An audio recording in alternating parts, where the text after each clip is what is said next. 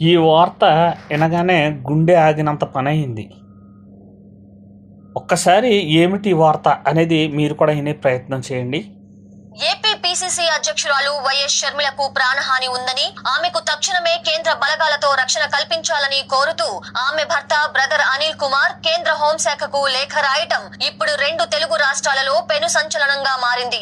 YS Jagan Sharmila మధ్య మొదలైన ఆస్తి తగాదాలు ఇప్పుడు కేవలం డబ్బు భూముల దగ్గరే ఆగిపోకుండా ప్రాణాల మీదకు వచ్చే స్థాయికి చేరాయన్నది ఈ లేఖ సారాంశం. ముఖ్యంగా జగన్ బెంగళూరు నుంచి హైదరాబాద్ కు తన మకాం మార్చడం వెనుక షర్మిలను మానసికంగా వేధించడమే కాకుండా ఆమెను లోటస్ పాండ్ నివాసం నుంచి వెళ్లగొట్టే కుట్ర ఉందని అనిల్ కుమార్ ఆరోపిస్తున్నారు. ఈ భద్రతా ముప్పుకు ప్రధాన కారణం వైఎస్ వివేకానంద రెడ్డి హత్య కేసులో షర్మిల తీసుకున్న స్టాండ్ అని రాజకీయ విశ్లేషకులు భావిస్తున్నారు. తన బాబాయి హత్య వెనుక సొంత కుటుంబ సభ్యుల ప్రమేయం ఉందన్న అనుమానంతో షర్మిల సిబిఐకి కీలక సాక్ష్యాలు ఇవ్వడం, సునీతారెడ్డికి అండగా నిలబడటం జగన్ వర్గానికి మింగుడు పడటం లేదు. గతంలో వివేకాకు పట్టిన గతే షర్మిలకు కూడా పడుతుందేమోనన్న తీవ్ర ఆందోళన ఆమె కుటుంబంలో నెలకొంది. దీనికి తోడు జగన్ తన సొంత తల్లిని, చెల్లిని ఆస్తుల కోసం కోర్టుకు లాగటం ఆయనలోని కఠిన వైఖరిని స్పష్టం చేస్తోంది. ప్రస్తుతం షర్మిలకు ఉన్న ఏపీ పోలీసుల భద్రతపై ఆమె కుటుంబ సభ్యులకు ఏమాత్రం నమ్మకం లేదు.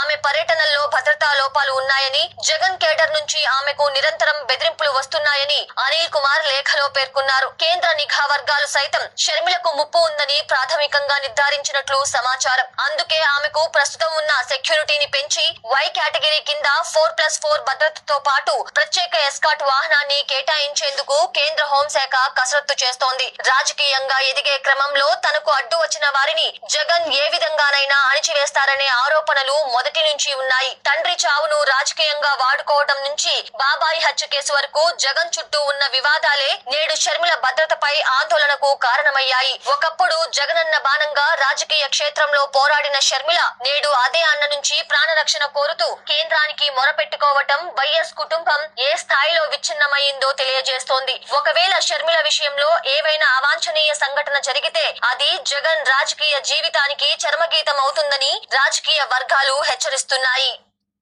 ఈ వార్త వినగానే చాలా బాధ అనిపించింది, భయం అనిపించింది. ఇలా రాజకీయాల కోసము, రాజకీయ ఆకాంక్ష కోసము ఒక్కొక్కరిని చంపుకుంటా పోతే రాబోయే రోజుల్లో ఇంకా ఏమి చూడబోతున్నాం ఈ రాష్ట్రంలో.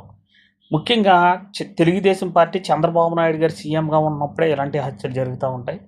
తర్వాత వచ్చే ఎలక్షన్లకి దీన్నే పదే వాడుకుని రాజకీయాలు అవధి పొందాలని చూస్తారు. ఈ విషయంలో కేంద్ర రాష్ట్ర ప్రభుత్వాలు చాలా సీరియస్గా ఉండి నిజాలు ఏంటన్నది క్షుణ్ణంగా పరిశీలించి తగిన